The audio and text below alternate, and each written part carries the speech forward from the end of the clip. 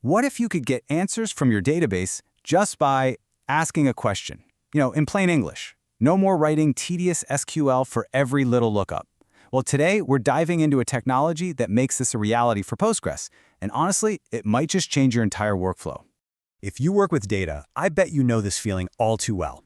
You have a simple question, right? A quick lookup you need to do, but it means you have to stop everything, open up a whole new tool, and start cranking out yet another SQL query you've probably written a dozen times before. Yeah, it's this endless cycle of context switching. You got to jump into a tool like dbeaver, write the query, copy-paste your result, and then try to get your brain back into what you were actually doing.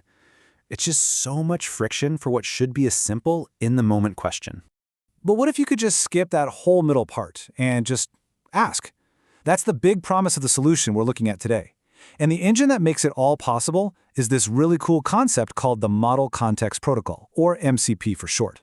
So what is MCP, really? Think of it like a universal translator between a large language model, like Claude for instance, and all the other software tools we use every day.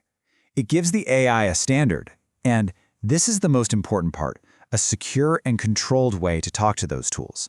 It's not a free-for-all, it's a very carefully designed, secure bridge. Now, the MCP ecosystem is already getting huge. There are connections for hundreds of tools out there. But today, we're going to zoom in on one that's super powerful, the server that lets an AI talk directly to a PostgreSQL database. And you know what? Getting started is surprisingly easy.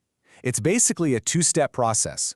First, and this is absolutely crucial for safety, you create a new read-only user in your database. You never, ever want to give an AI write access. Then, you just connect the MCP server with a single command, and that's it. You're ready to go.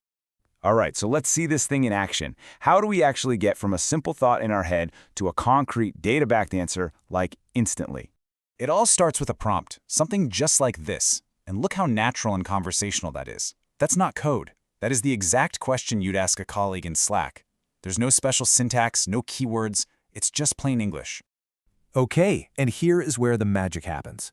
The AI takes your question, it securely inspects the database schema so it can understand the tables and how they're all related, and then it writes the SQL.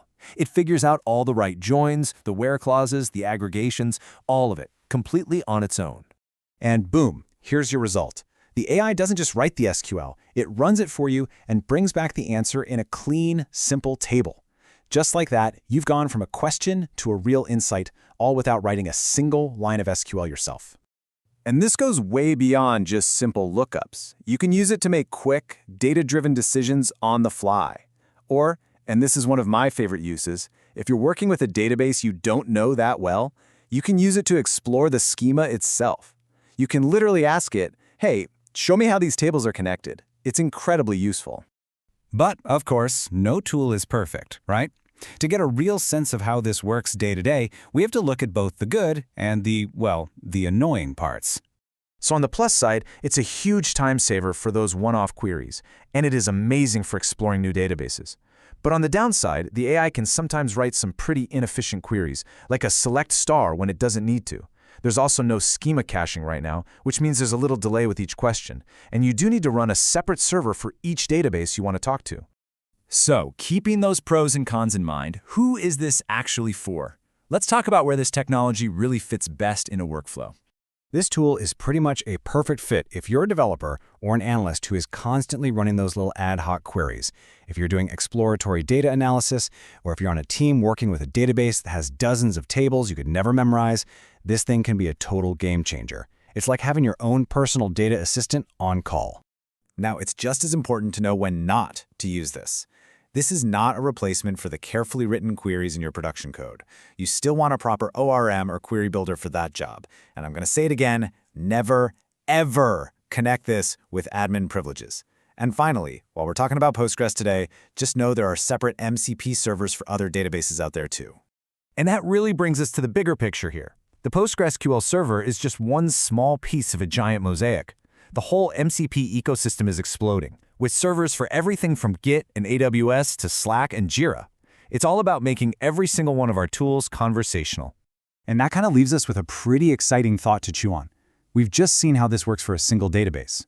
But what happens when this same conversational power gets plugged into every tool you use, every single day.